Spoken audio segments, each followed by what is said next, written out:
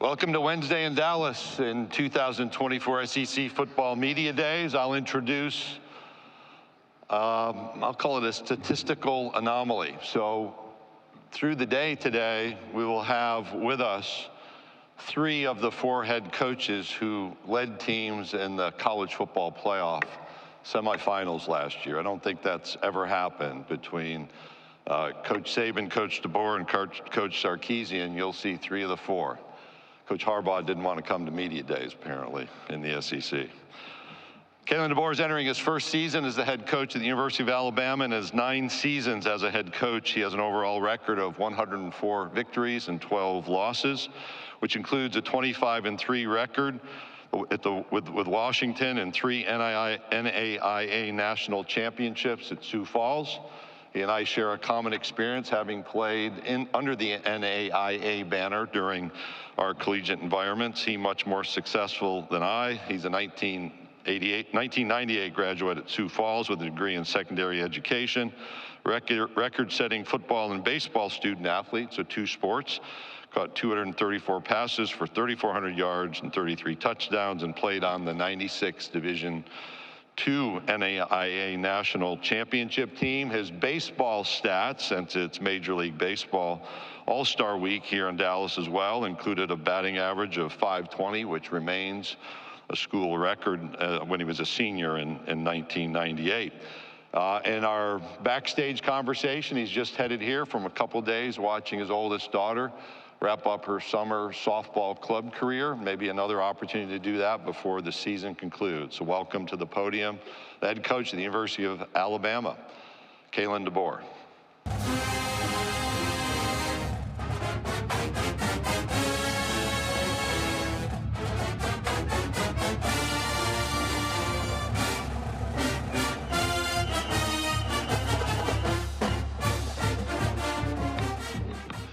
All right, good morning. And it's great to see all of you and be here at SEC Media Days. Thank you, Commissioner, for the introduction. Appreciate all your leadership. That's probably the first thing I would say is just in 6 quick months, I've had a chance to get a taste of the SEC, and whether it's Commissioner Sankey or all the coaches that are part of our great football conference. It's just been awesome. Seeing the leadership, being a part of a bunch of people that want to change and continue to evolve the great game of football as well as college athletics. So I want to thank all of you for being here. Appreciate all the support and all the coverage you give our programs, not just mine, but college football in general. So it's a great sport, and thanks for all the stories. We got so many great players. I got some here today that have amazing journeys that I know, we want those stories out there and be told. So speaking of, I got 3 great gentlemen, Jalen Milroe, our quarterback, Malachi Moore, our safety, and Tyler Booker, who I know you'll see throughout the day. These guys have just been special from the beginning. Probably 3 of the guys that when I really look at it and all the craziness with transition and coming into the program myself, 3 of the guys that just never wavered from the beginning. And they just really believed in themselves. They believed in the program. They believed in our coaching staff as we continued to present and make the hires. But they just really have stayed steady. And because of their leadership, I feel, the culture's continued to grow. And we had a great winter, great spring, and really looking forward to the season that lies ahead. It's been 6 months, 6 months in Tuscaloosa. It's been extremely welcoming to come into the community. Of course, I love their football and athletics and as a whole. And just being welcomed, my family and I, it's been special. It's made the transition easy for myself. And then also, I just want to say that, in the transition, I can't thank our president, Dr. Bell, as well as our AD, Greg Byrne, enough for just their support and everything that they've done to help, acclimate me and our staff and just do the things that we need to do to hit the ground running.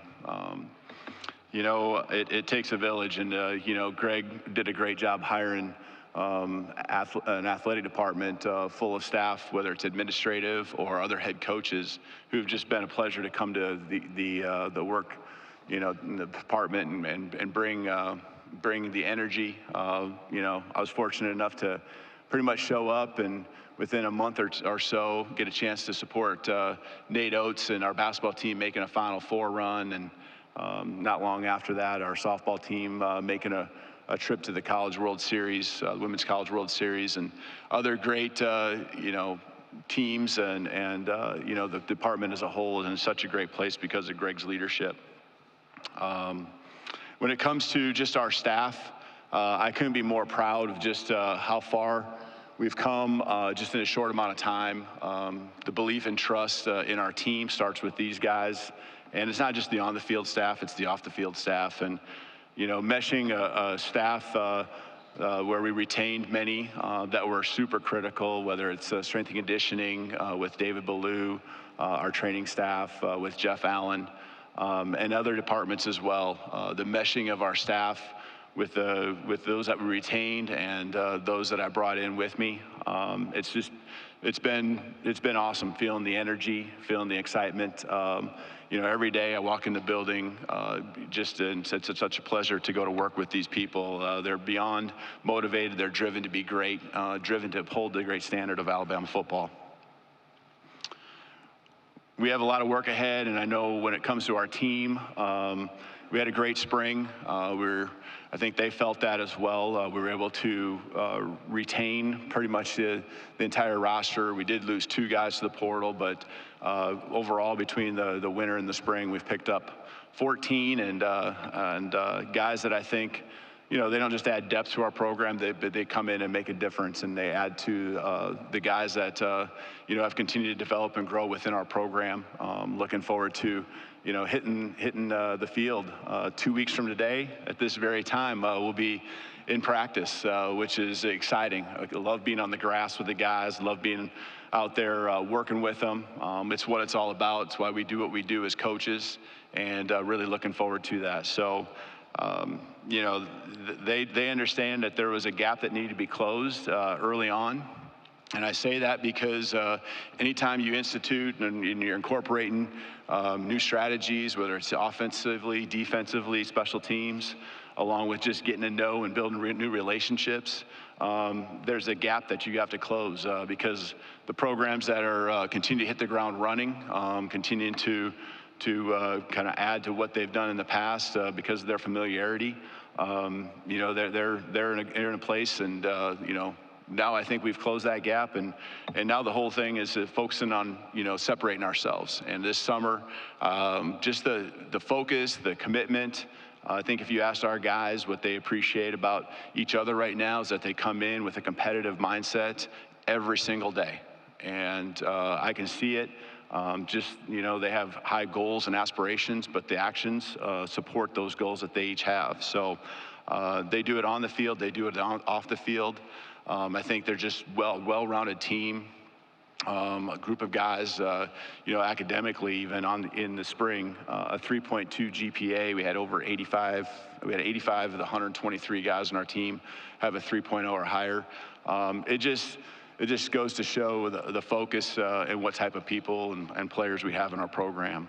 We returned, I guess it depends on how you look at it, 5 starters on offense, 5 starters on defense, a couple specialists, and those guys are going to be certainly counted on. I think we've brought in some players to help add to, again, not just the depth, but also to build and have an elite level of starters on the football field for us when August 31st comes around. I think their mindset of just going 1-0 and winning the day is something that I preach to them, and they've taken on that challenge. They show up, they put in the extra work. They try to, they understand that everyone's doing the same things. You just got to do it better and do it more often than those that we're going to be competing against throughout the season. Before I open up for questions, I do just want to say, I know I haven't seen Coach around here, but I do want to first of all, congratulate Coach. I thought it was really cool winning the ESPY the other night, and got a chance to finally, it seemed like every time I got a chance to see the speech, it was just a little blurb.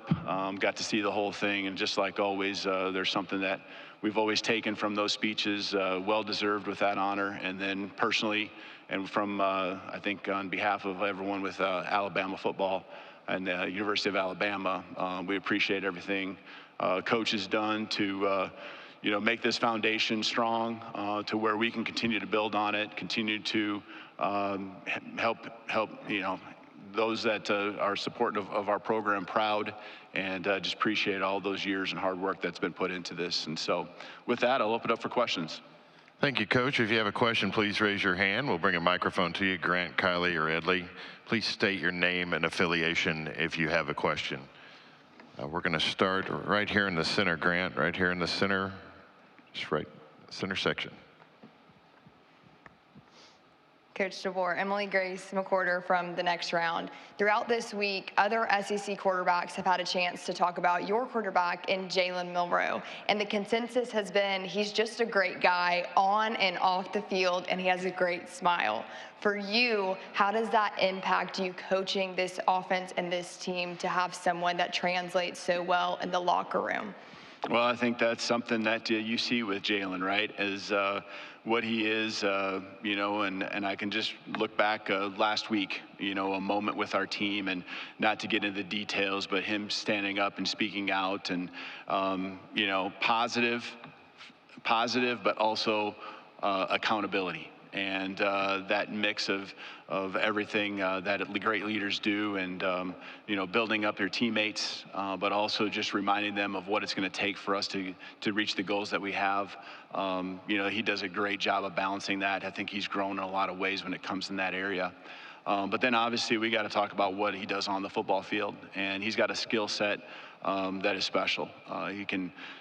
With his arm, make you pay, and he can make the throws. And I think he's continued to grow in that area, building confidence in himself, just tirelessly working with the receiving core, actually all the skill players to just, be on the same page. I think he's continued to expand on his game with the different throws he can make. Down the field, he's been strong. A year ago, he was one of the best in the country with downfield throws. I think he's continued to work on those higher percentage throws that you need to have to move the chains and all of that. But he dives into it, and there's no one that's going to beat him into the football facility from a player's vantage point. He's there 4:30, 5 o'clock for sure, every single day. And I know there's guys that have tried to beat him into the facility and they can't. But when he's there, it isn't just punching in the clock. He's done a great job, being efficient, doing everything he can, whether it's mentally, physically, to be ready for this fall. Coach, we're going to go over to our right-hand side. Over to the right. Over here. Shahan J. Roger from CBS Sports. How you doing, Coach? I'm good, thank you. So you brought a player here in Malachi Moore who has been kind of through everything since being on campus since 2020. How do you benefit from having this group of leaders that have been at Alabama, and how do you integrate some of the guys, for example, that you brought from Washington who know what you do? Yeah, guys like Malachi, Jalen, Book, these guys are all guys that, of course, can get here today. But, they all understand, and Malachi, since you specifically brought up him, they understand what it's looked like. They understand what it takes. And it isn't just what it looks like and it needs to be done in the fall. This is the time where you build your team. And that work that they're putting in each and every day, a guy like Malachi is front and center. And I guess, I just think about, Malachi and very similar to Jalen. They love the game. They love the work that is associated with the game. And he brings a smile to it. He's determined. He's a beast on the football field, and he'll hit you with everything he's got. And he's helping grow a secondary around him that's got some youth. And he's taken that and put it on his shoulders. And I think he's excited about that.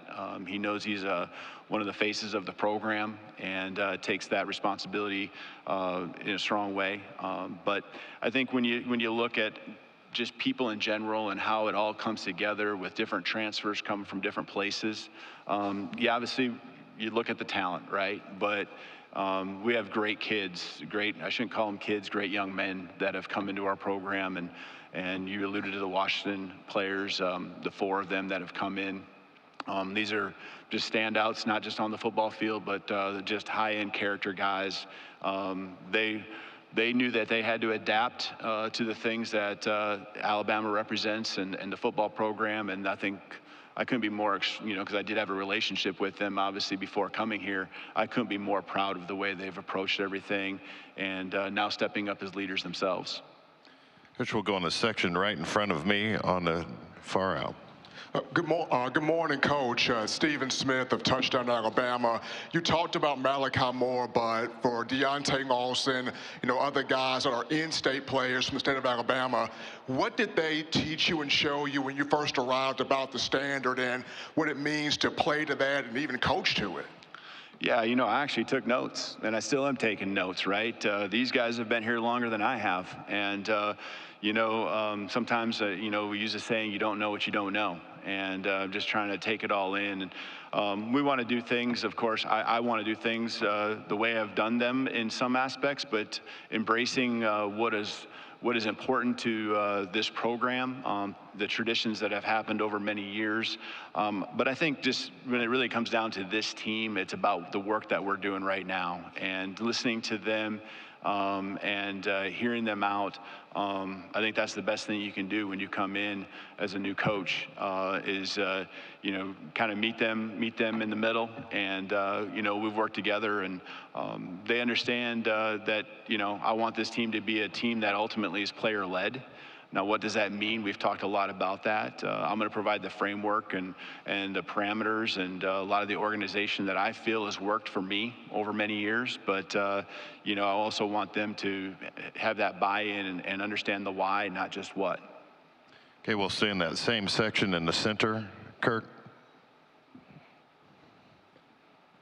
Kirk Bowles from the Houston Chronicle. Kalen, I wonder how many coaches, friends, family told you it wasn't smart to follow a legend, and how much that entered into your thinking before you accepted? Yeah, I get it. I totally get it. Understand, there's only one Coach Saban. There will only ever be one Coach Saban, and this program is special, and I guess I just take it as a great honor to be the one that gets to do everything we can to carry on the great tradition. So much blood, sweat, and tears, whether it's the players and the alumni that have been in this program or our coaches, and obviously referring to Coach Saban, so much is put into this place. We all have alma maters, right? We all have places that we have great pride in, and you always want that to be home, and we always want to make those people proud of their alma mater and the work that's been put in to set this program up for success. But for me personally, it was just more about just understanding that, coaching football is coaching football to some aspect, and you got to try to simplify it down as difficult and complicated as you can make it.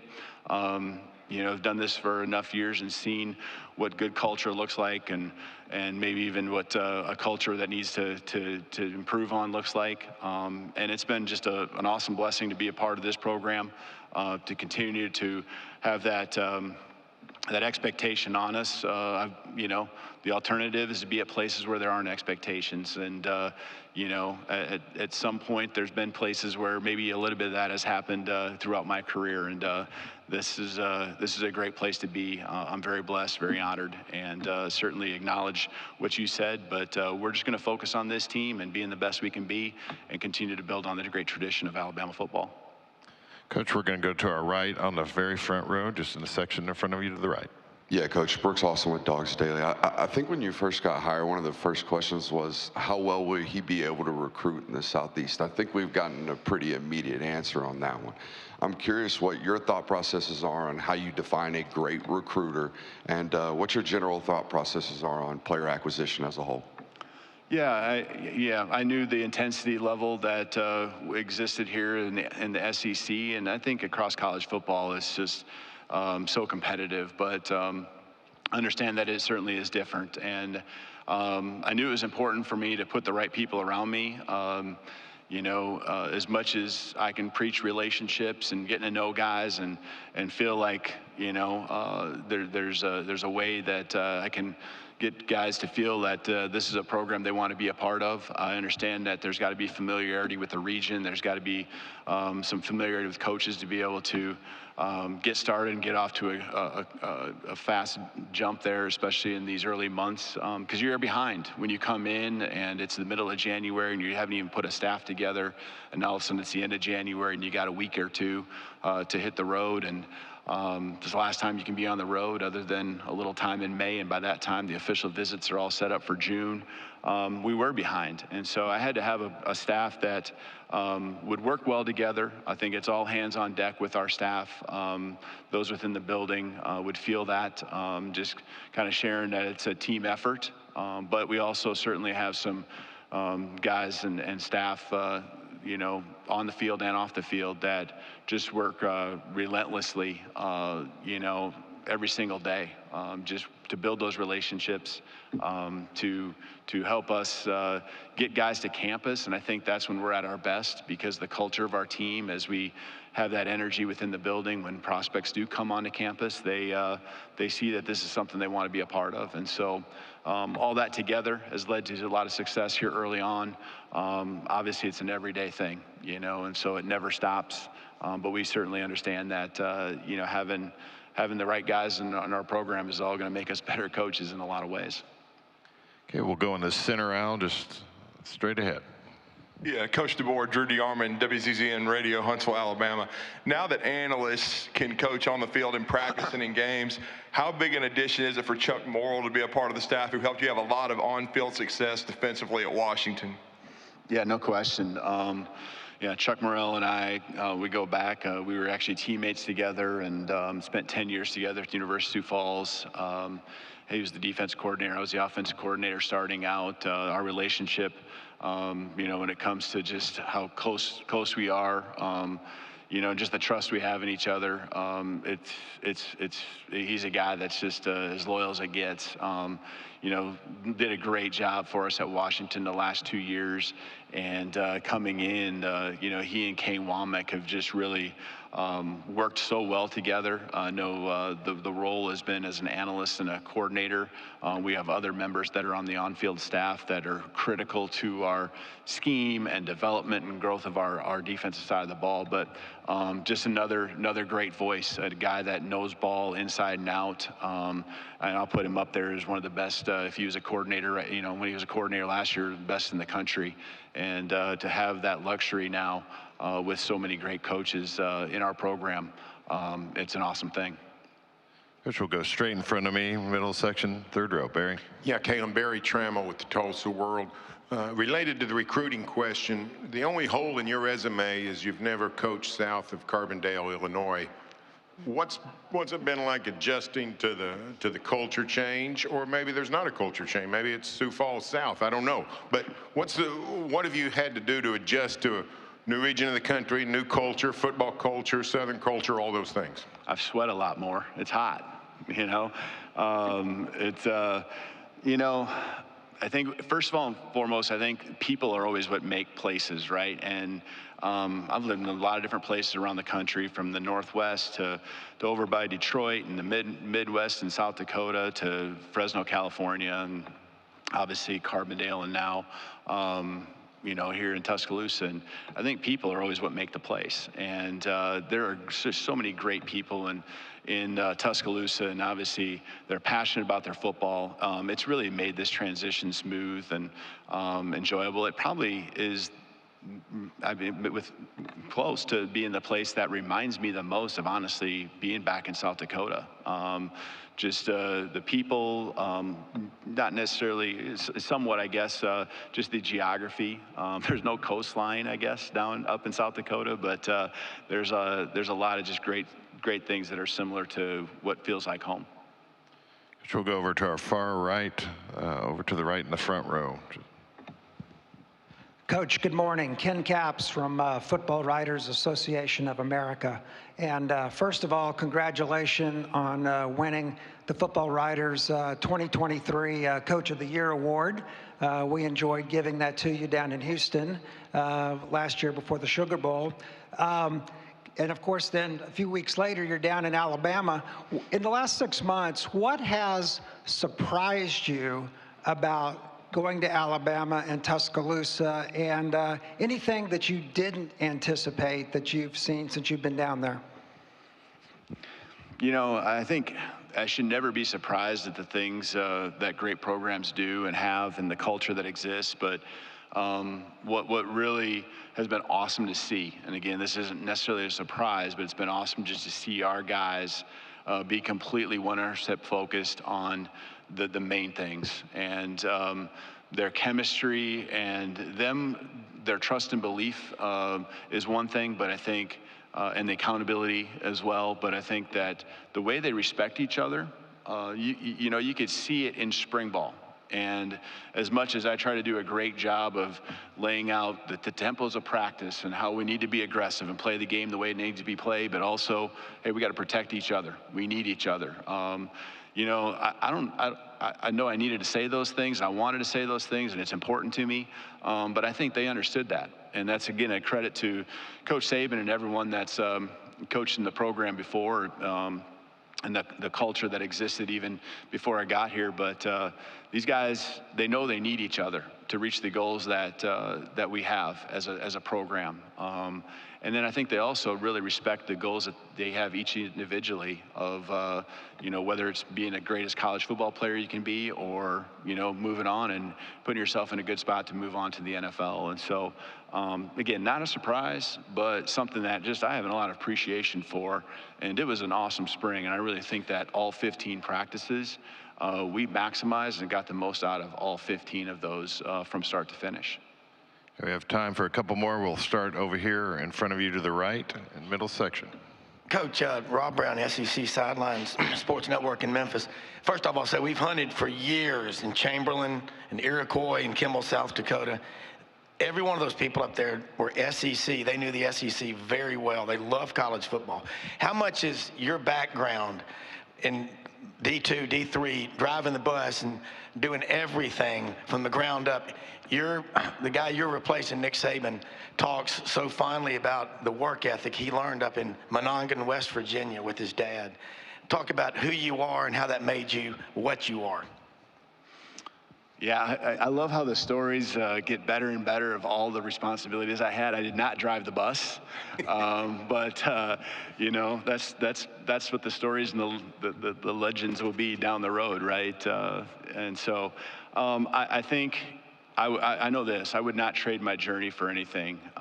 It gives me an appreciation for where I'm at. It gives me an appreciation for the people I have around me and all the jobs that they have, because you know, there was a time where you weren't driving I wasn't driving the bus, but I was, you know, working with equipment and doing things in the locker room, you know, pretty much a GA, an offensive coordinator, and a head coach all at the same time. And so I think there's again, just an appreciation I have for everyone when you have the support systems that you have at this level. You know, and I understand their roles and how important and valuable they are and making them feel a part of it. And, you know, it allows me to really focus on the things I really love to do, and that's build these relationships with these guys and you know, dive into the football and coach these guys up and help them be the best they can be. And there's just a little bit more in those areas that I get to focus on. So yeah, it's a work ethic related thing as well, but it's an appreciation piece as much as anything. We'll take one final question in the section in front of me on the aisle. Connor O'Gara, Saturday Down South. Kalen, I think it's pretty well documented how different you and Nick are, but what's the area that you think that you two are the most similar? Yeah, I mean, I think I've heard it from our guys. You know, I know Coach Saban just poured into these guys. You know, he loved them, he believed in them. I mean, he pushed them to be their best. And I think you always look at, I mean, every coach is different, right? We all have different personalities. We all go, you know, have our styles, and especially when you've been doing it for a while, you know, in this profession, you kind of have the things that you really like to do and favor. But in the end, the most important things, I think a lot of those are probably pretty similar more than they're different. Pouring into the guys and helping them and pushing them to be their best, holding them accountable and expecting a high level of discipline, while also trying to build a brotherhood and a family that exists through great team chemistry to be great on the football field when it matters most. Coach, thank you for your time this morning. Awesome. Thank you. Roll Tide.